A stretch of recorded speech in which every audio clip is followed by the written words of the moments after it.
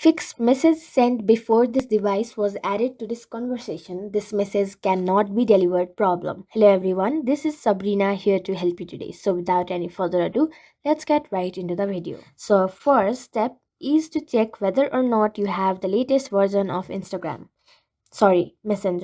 So first then head over to your Play Store and then go to search, then search for Messenger.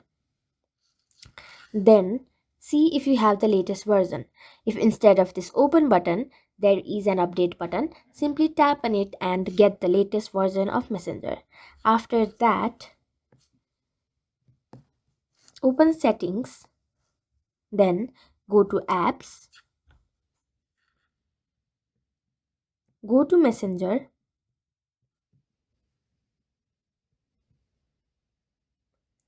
then go to storage. After that, tap on clear cache and your problem should be fixed. So that's it. Thank you for watching this video.